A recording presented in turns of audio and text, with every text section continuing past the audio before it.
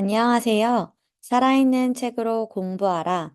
샬롯 메이슨의 공부법이 가득 담겨 있는 캐서린 레비슨의 책을 여러분과 함께 나누려고 합니다. 책에 정말 많은 내용이 있는데요. 그 중에서도 오늘은 샬롯 메이슨이 어떤 사람인지, 샬롯 메이슨의 교육법, 교육 철학은 무엇이고, 교양 과목이란 무엇인가, 짧은 수업 시간의 적용 방법, 학기 계획, 고등학교, 대응 전략에 대해서 여러분과 함께 나누도록 하겠습니다. 먼저 샬롯 메이슨이 어떤 사람인지, 또 샬롯 메이슨의 교육법에 대해서 나누겠습니다. 샬롯 메이슨은 젊은 나이에 자신의 교육적 철학을 발전시켰습니다. 아이들과 수십 년을 함께 지내며 그들에게 자신의 아이디어를 적용하였습니다. 가난한 자들과 성인뿐만 아니라 아이들도 학문적으로 의구심을 품을 수 있는 기회를 주었으며 그들이 문학이나 순수 예술을 이해하는 데 뒤처지지 않는다는 가정을 하였습니다. 샬롯 메이슨과 함께했던 아이들은 인생의 서운함과 기쁨에 대해서 믿음을 가지게 되었습니다. 또한 샬롯 메이슨의 삶을 보며 하나님과의 인격적인 관계를 깊이 확신하는 인생 철학을 배우기도 하였다는 학생들의 증언이 있었습니다. 샬롯 메이슨의 교육 철학은 무엇일까요? 바로 어린이가 배움을 사랑하도록 도왔다는 것입니다. 샬롯 메이슨은 홈스쿨을 했었습니다. 보통 홈스쿨은 집에서 하는 학교라고 생각을 할 수가 있습니다. 하지만 일반적인 학교에서 하는 그런 교육을 집에서 한다고 한다면 그것은 오래가지 못할 것입니다. 샬롯 메이슨이 말하는 홈스쿨은 첫 번째, 지속할 수 있는 목표에 마음을 정하고 같은 내용이라도 좀 더 재미있게 가르칠 수 있는 방법을 찾는 것입니다. 두 번째로는 구할 수 있다면 가장 재밌는 책들과 자료를 아이들에게 제시하면서 아이들에게도 지적인 도전을 할 수 있도록 제공했습니다. 어린이도 높은 지적 능력을 가지고 있다고 가정하고 지루한 교재를 피한다면 학습에 대한 사랑으로 아이들을 배움으로 더 쉽게 이끌어 갈 수 있다고 샬롯 메이슨은 이야기합니다. 이렇게 학습에 대한 사랑으로 아이들이 들어간다면 아이들은 저절로 자기주도적 학습의 길로 들어가게 될 것입니다. 자기주도적 학습을 이루어내기 위해선 직접적인 접촉을 사용할 필요가 있습니다.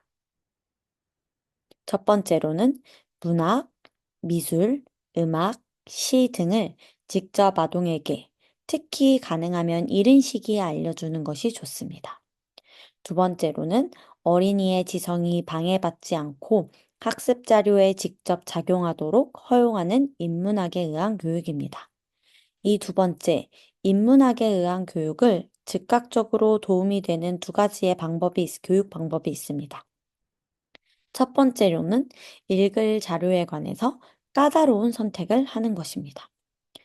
어린이를 겨냥해 수준을 낮게 쓴 책이 아니라 어린이에게 맡겨 쓰여진 책을 선정해야 합니다. 이런 책은 고전 작품을 축약시키지 않은 원문, 즉, 온전한 책이라고 샬롯은 이야기합니다. 또한 샬롯은 살아있는 책이라고 말합니다. 살아있는 책은 글도 훌륭할 뿐만 아니라 글의 제재들도 철저하게 다루고 있어서 학생들은 이러한 책을 보면 제시된 정보를 오래 기억할 수 있습니다. 샬롯 메이슨은 교과서를 활용하는 것보다 온전하고 살아있는 책을 사용하는 것을 더욱 즐겼습니다. 두 번째로는 수업에서 이야기하기 방법 사용입니다. 질문의 역할을 하여서 그 학생의 지식을 쉽게 검증할 수 있습니다. 일반적인 학교에서의 평범한 시험은 학생이 모르는 것, 잊어버린 것, 철자를 정확하게 쓸 수 없는 것들을 일반적으로 또 잘못 이해하는 것들을 드러내는 데 집중하여서 아이들을 시험하고 평가합니다. 즉, 시험으로 점수화시키는 겁니다.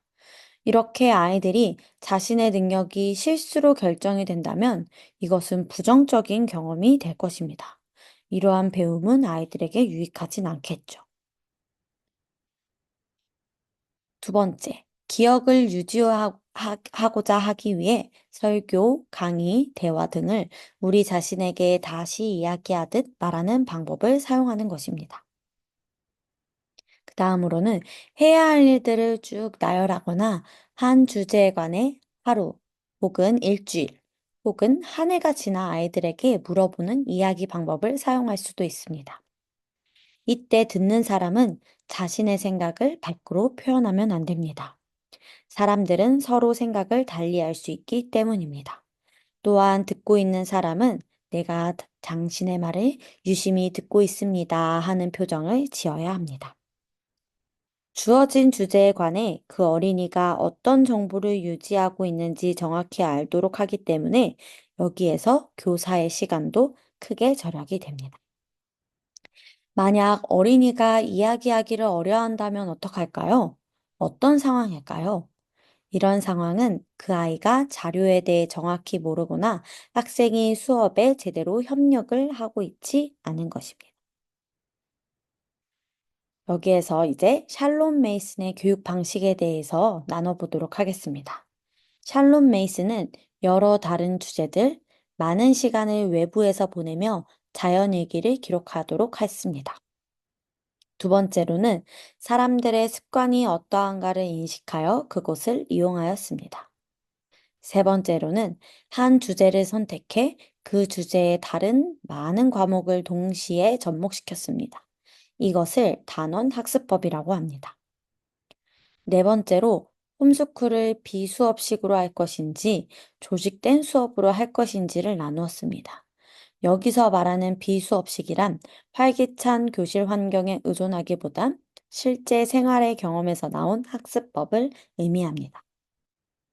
다섯 번째로 넉넉한 자유 시간을 비생산적인 빈둥거리는 시간이 되게 하지 말라입니다. 아이들에게 휴식을 줄 때는 다양성에서 그리고 가능하면 하던 일에서 다른 어떤 활동으로 변화를 주는 것에서 생기지 휴식은 가만히 멍을 때리며 아무것도 안 하는 것이 아님을 알고 있어야 합니다. 마지막으로 자유주의 교육을 통해 핵심 과목은 물론 예술을 장려하고 학습 과목 속에 예술 시간을 포함하였습니다. 샬롯이 한 말을 여러분께 소개해 드리려고 합니다. 자신이 좋아하는 교육 방식들을 종합하여 일관성 있게 실천하라. 다른 사람을 기쁘게 하기 위한 결정은 내리지 말라. 홈스쿨이 인기 있는 시합은 아니다. 당신에게 맞는 것들을 발견하여 그것들을 당신이 편한 방식으로 적용하라. 홈스쿨을 하고 계시거나 홈스쿨을 진행하고 계시는 부모님들께 꼭 필요한 말인 것 같아서 정리를 하였습니다. 이번엔 교양 과목이란 무엇인가에 대해서 여러분과 함께 나누길 원합니다. 교양 과목엔 교양 과목을 설명하기 위해서는 첫 번째로 자유주의 교육과 교양 과목을 여러분과 함께 이야기하려고 하는데요. 먼저 자유주의 교육에 대해서 나누겠습니다. 보통 자유라는 단어의 의미를 봤을 때 대부분 이 자유주의 교육을 보수의 반대 개념으로 인식하는 분들이 계십니다. 하지만 샬롬 메이슨이 바라는 자유주의 교육에서는 자유는 좀 더 넓고 광범위하고 일반적인 교육을 가리키는 용어입니다. 그래서 크게 자유주의 교육이 있고 그 안에 교양 과목이 있다고 생각하시면 쉬울 것 같습니다.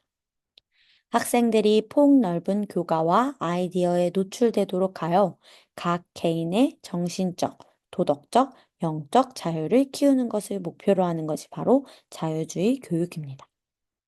이번엔 교양 과목에 대해서 여러분과 함께 살펴보겠습니다. 교양 과목은 샬롯이 고대와 중세교육의 교양 과목에서 영감을 받았습니다. 고대와 중세교육의 교양 과목은 총 7개의 과목이었는데요. 세 가지 학과는 먼저 문법, 논리학, 수사학, 네 번째는 산술, 천문학, 기하학, 음악입니다. 여기에 때로는 고대어, 문학, 신학, 철학, 물리학, 윤리학, 종교학을 사용하기도 했습니다. 교양 과목은 일반적인 교육을 넘어서 어린이들이 신체적인 운동, 자연, 수공예, 과학, 예술, 그리고 살아있는 책으로 훈련하는 것을 목표로 합니다. 이에 대해 샬롬 메이스는 어린이는 자신의 민족과 그 나라에 대한 역사, 그리고 과거의 인류는 어떤 생각을 했으며 현재는 무슨 생각을 하고 있는지, 문학이란 형태를 통한 최고의 정신에서 나온 최고의 사상과 그 중에서도 분수령인 시를 알고자 하는 자연적인 욕구가 있었다. 교육이란 많은 진리에 대한 밝은 안목이 자라도록 하는 이해력이다라고 이야기했습니다. 이렇게 샬롬 메이슨의 생각들을 살펴보면 결국 교육의 종착점을 우리가 알 수 있습니다. 샬롬 메이슨의 교육 종착점은 아이들이 지식을 너무나 즐거워하여 평생을 두고 그것을 추구하며 행복의 원천으로 삼게 되는 데 있다고 이야기했습니다. 이번엔 짧은 수업 시간 적용 방법입니다. 아동이 기억을 잘하기 원하시나요? 그렇다면 그의 관심을 집중시키세요. 샬롬 메이스는 집중력에 대해 이렇게 이야기합니다. 공부 중인 과목에 쏟아붓는 완전한 정신력. 아이들이 이러한 정신력을 어떻게 가질 수 있도록 저희가 도울 수 있을까요?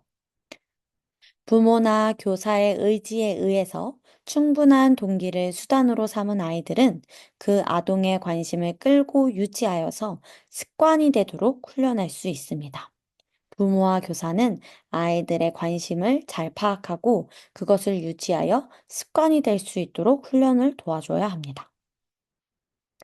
여기 이 친구는 집중력이 흐트러진 친구입니다.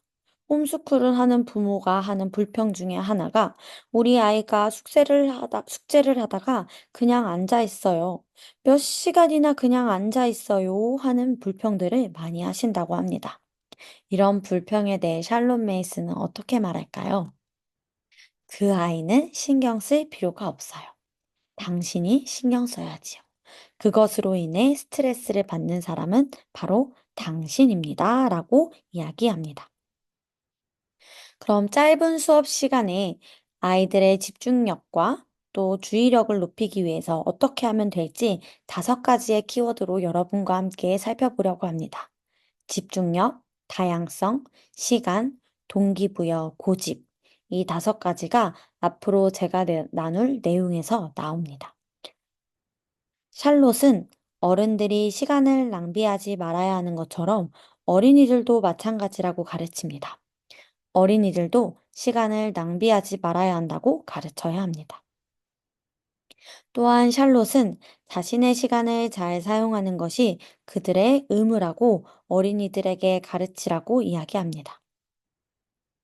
마지막으로 시간을 효과적으로 사용하지 않고 의미 없이 흘려보낼 경우 어떻게 해야 할지 어린이들에게 알려주어야 합니다.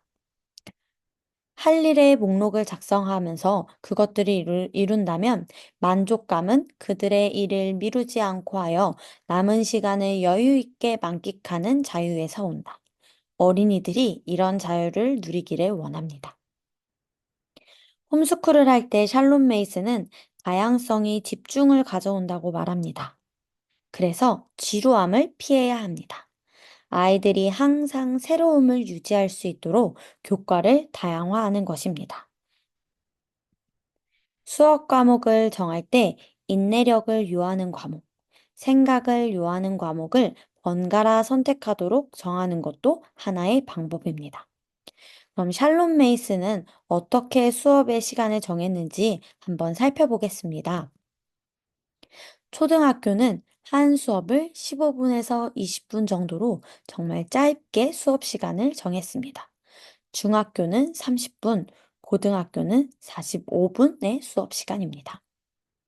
샬롬 메이스는 일주일에 6일을 수업했습니다. 한 주당 15개에서 21개의 과목을 이수했습니다. 이것은 7살에서 8살부터 훈련을 시켰다고 합니다. 공부를 하다가 추가 시간이 필요한 과목은 그날이나 주말에 짧은 시간을 이용해 보충을 해도 되며 새로운 내용을 배웠을 때는 짧은 수업을 이후에 한 번 더 잡아 연습을 하도록 지도했습니다. 다음으로 여러분과 함께 살펴볼 키워드는 동기부여입니다. 샬롯은 칭찬을 받고 뛰어난 성취를 하고 진보하겠다는 열망과 지식에 대한 갈망, 그리고 부모에 대한 사랑과 의무감에서 노력할 뿐이지 어떤 일련의 동기에서 부당하게 그러한 요구를 받지 않도록 자극해야 한다고 이야기합니다. 그렇다면 어린이들을 또 학생들을 동기부여할 방법은 무엇인지 함께 살펴보겠습니다. 첫 번째, 자신에게 주어진 공부의 양을 마치기에 시간이 충분치 않다는 것을 아는 것이 동기부여의 방법입니다. 이는 일종의 시금치 먹기이죠. 비록 싫긴 하지만 일단 다 하고 나면 내일까지는 다시 하라는 독촉을 받지 않아도 된다는 것쯤은 아이들도 알고 있을 겁니다. 두 번째로는 자신의 할 일을 적은 목록에서 하나씩 완성된 일을 지어나가는 재미로 인해 아이들은 동기부여를 느낄 것입니다. 어떤 부모들은 교구점에서 파는 동기부여용 차트나 스티커를 사서 사용하길 즐겨합니다. 부모는 막상 별로 내키지 않는다 해도 여러분의 자녀는 이런 차트를 채워나가는 데 만족감을 느낀다면 충분한 동기부여가 될 수 있습니다. 세 번째로는 해야 할 것을 빨리, 그리고 정확하게 했던 어린이의 서운한 행위에 대한 자연적인 결과입니다. 이런 친구들에게는 이후의 시간에 자신이 원하는 일을 하게 해줄 수 있습니다. 나머지 시간 몇 분은 하고 싶은 것을 마음대로 할 수 있다는 보상이지요. 일반 학교는 글자로 된 등급이나 점수를 주는 것으로 동기부여를 합니다.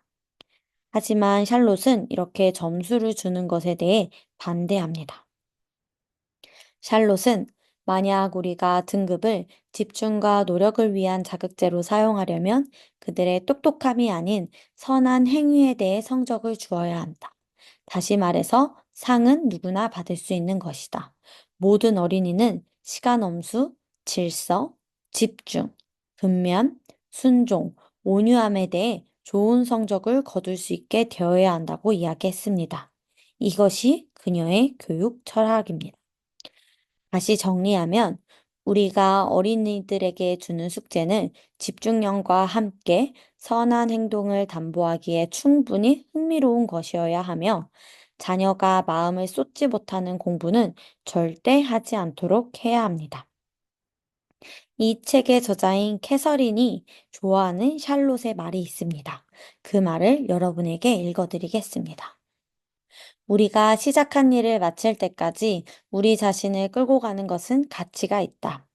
우리는 최선을 다해 그 일이 완벽하도록 할 것이며 결과의 모든 것이 우리 자신으로 인한 것임을 기억하자. 그러면 우리는 그 일을 온전하고 완전하게 하게 될 것이다. 바로 이것이 성실이다. 게으르고 부주의한 변덕장애는 같이 지내기는 괜찮을지 모르지만 정직한 일을 생산하지 않으며 성실이란 성품을 기르지도 않는다. 성실은 근면과 주의력, 그리고 인내의 기초가 된다. 성실은 마침내 쾌활한 성격을 낳게 되는데 이는 자신의 일에 정직했던 아동은 놀 시간이 있고 자신이 다 하지 못하고 남겨놓은 일로 남몰래 걱정하는 일이 없기 때문이다.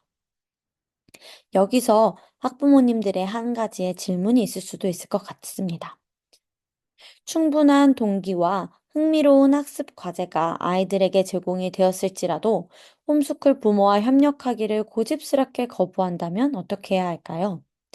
그것은 훈련의 문제이며 그에 맞게 대처해야 한다고 샬롯 메이슨은 이야기합니다. 또한 자녀들이 직접적으로 당신의 권위에 맞설 때, 부모의 권위에 맞설 때 부모님의 홈스쿨 원칙을 컨설팅 받아서 자녀를 위한 훈련 방식의 문제점을 고치시면 되겠습니다. 다섯 번째로는 학기 계획입니다. 샬롯 메이슨 방식을 채택하는 가정은 조직적인 홈스쿨, 비조직적인 홈스쿨, 이 두 가지가 있는데 각 가정마다 적합한 것을 선택을 했습니다. 샬롯 메이슨의 책과 잡지, 학부모 논평을 보면 오전에는 조직적인 수업을 하고 오후에는 아이들이 자신의 본연의 모습으로 돌아가 개인의 관심을 추구할 수 있도록 자유롭게 풀어주는 비조직적인 수업을 하는 것을 확인할 수 있습니다. 저자인 캐서린은 극단적인 방법보다 조직적인 홈스쿨, 비조직적인 홈스쿨, 이것들의 행복한 중용을 취하라는 제안을 하고 있습니다. 학기를 나눌 수 있는 방법은 여러 가지가 있습니다. 학기를 정하는 방법은 선호에 따라 자유로운 방식을 해도 되고 조직적인 방식을 사용해도 됩니다. 현실적인 방법으로는 날씨에 따르는 것도 방법이 될 수 있습니다. 샬롯 메이슨이 선택했던 방법은 3학기제입니다. 3학기제는 3개월이 수업의 한 기간이며 그 다음에는 한 달을 쉽니다. 11주 동안 일주일에 6일씩 총 66일간, 연간 198일을 수업을 합니다.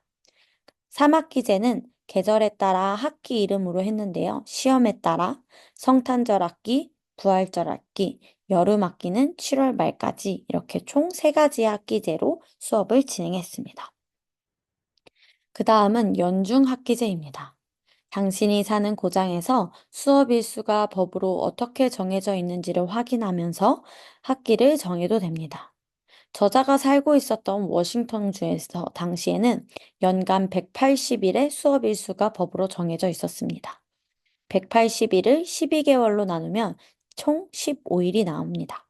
즉, 한 달에 15일은 가르치고 15일은 쉴 수 있다는 뜻입니다. 여러분이 살고 계시는 지역의 수업 일수가 법으로 어떻게 정해져 있는지에 따라 연중학기제를 선택하셔도 됩니다. 수업 시간표를 작성해야 될 땐 어떻게 해야 될까요? 우선 다양하게 구상해야 합니다. 다양함은 대부분의 사람들에게 새로운 기분을 느끼게 해줍니다. 그리고 각 과목들을 엇갈리게 배치하는 것이 좋습니다. 특히 아이들이 힘겨운 수업, 실용적인 수업, 읽기 수업을 번갈아 받을 수 있도록 의도적으로 배치할 필요가 있습니다.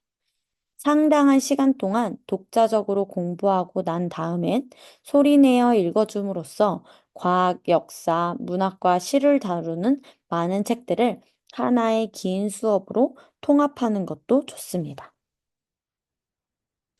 수업의 계획표의 기능과 사용에 대해서 이야기해 드리겠습니다.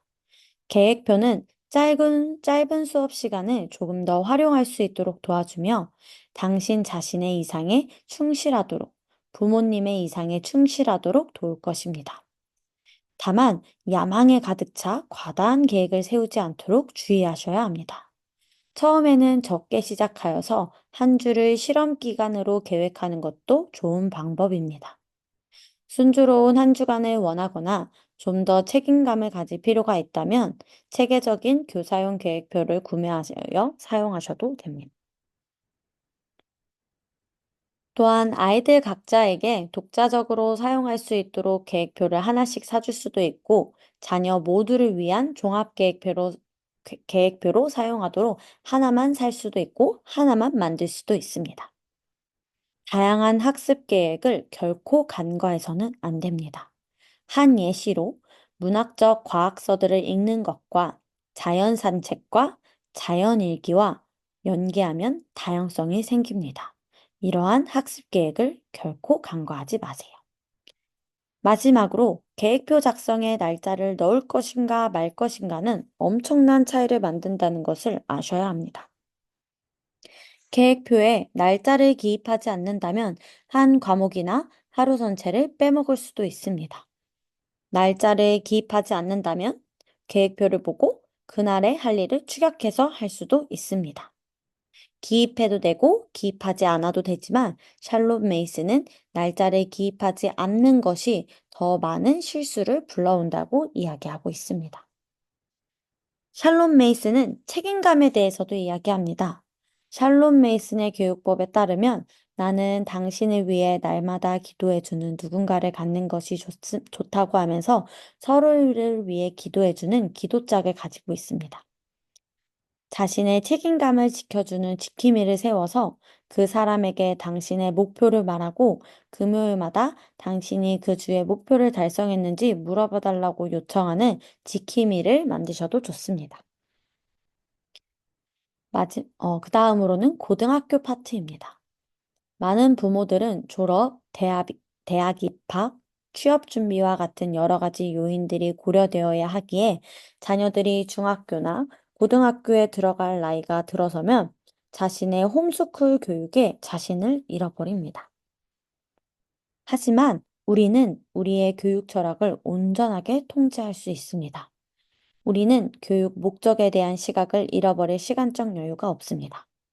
우리 교육의 목표는 그저 젊은이들을 일꾼으로 삼기 위함이 아님을 꼭 기억하시길 바랍니다.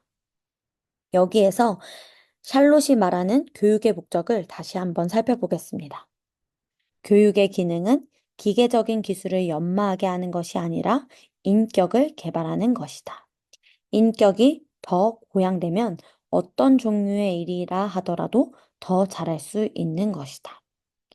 샬롬 메이스는 일꾼을 기르는 것이 아닌 어떤 종류의 인격을 기르는가를 가장 중요하게 생각했고 이것을 교육의 목적과 방향으로 설정했습니다. 고등학교 시절에 홈스쿨을 하는 것도 큰 차이가 없습니다. 가능하면 많이 읽으십시오. 그리고 이야기하기의 사용과 계속적인 연습이 지속적으로 필요합니다. 세 번째로는 좋은 습관의 개발에 대해서 더 자세히 설명드리겠습니다. 당신의 자녀들이 대학을 진학하거나 진학하지 않거나 좋은 학습 습관은 그들에게 장점이 될 것입니다. 고등학년기의 몇 년은 어른으로서의 기본적으로는 갖춰야 할 습관들을 심어줄 마지막 기회입니다. 고등학교 기간이 다가온다면 10대 자녀들의 습관이 무엇인지를 진지하게 생각해 보시고 한 번에 한 가지 습관을 고치도록 하는 원칙을 계속해서 적용해 보면 좋습니다. 그 다음으로는 사실보다는 아이디어를 가르친다입니다. 고학년이 되면 자녀들의 정신은 성숙해지고 개발될 것입니다. 잘 쓰여진 책들 속에 있는 살아있는 아이디어를 아이들에게 공급해 주는 것이 중요합니다. 그 다음으로는 읽어주는 것을 잘 듣는 것입니다. 고등학교 시절, 중학교 시절의 홈스쿨의 지속에 대해 고민하고 계시는 분들은 다음 질문에 대해서 대답해 보시면 좋겠습니다. 중고등학교에 관해 염려하고 있는 것들과 염려하고 있는 이유가 무엇인지 파악하실 수 있을 것입니다. 첫 번째, 그 나이 수준의 자녀를 어떻게 가르쳐야 하는가는 과연 샬롬 메이슨의 방식이 고등학교에서도 적절한가? 두 번째, 그 나이 수준에서는 무엇을 가르쳐야 하는가? 과연 내가 고등학교인 자녀에게 내가 충분한 자료를 제시해 줄 수 있을까? 마지막, 그 나이 수준의 자녀를 가르쳐야 하는 두려움. 나로서 충분할 것인가? 여러분, 기억하세요. 두려움을 옆으로 제쳐두세요. 샬롬 메이스는 두려움을 옆으로 제쳐두라고 이야기하고 당신의 교육의 목적과 방향이 무엇인지 다시 한번 생각해 보라고 이야기합니다. 일곱 번째, 대응 전략입니다. 여기에서 말하는 대응 전략은 홈스쿨을 진행하는 부모님에 대한 대응 전략입니다. 홈스쿨을 진행하다가 오는 위기는 대부분 부모님의 탈진이라고 이야기를 하고 있습니다. 그럴 땐 무엇이 필요할까요? 휴식이 필요합니다. 부모님들은 언제 휴식을 취해야 할지 알아야 합니다. 만약에 너무 바빠서 여유 시간이 전혀 없다면 어떻게든 만들 필요가 있습니다. 자신을 회복시키면서 동시에 건설적인 아이디어로 당신을 고무시켜줄 책을 읽는 평온한 시간을 가짐으로 돌 하나로 새 두 마리를 잡을 수도 있습니다. 또한 다른 홈스쿨 가정과 연합을 하는 것도 좋습니다. 함께 하며 서로가 교육을 나눠서 해도 되고 잠깐 자녀에게 떨어져 휴식을 취하는 것도 좋습니다. 살아있는 책으로 공부해라. 이 책에 오늘 제가 여러분께 다 소개해드리지 못한 더 많은 내용이 담겨 있습니다. 그리고 이 책을 읽고 정리하면서 여러분들이 또 저도 샬론 메이슨의 다른 책들도 읽어보면 좋겠다는 마음이 들었습니다. 마지막으로 샬론 메이슨의 살아있는 교육 6가지의 책을 추천하며 오늘의 나눔을 마치겠습니다. 감사합니다.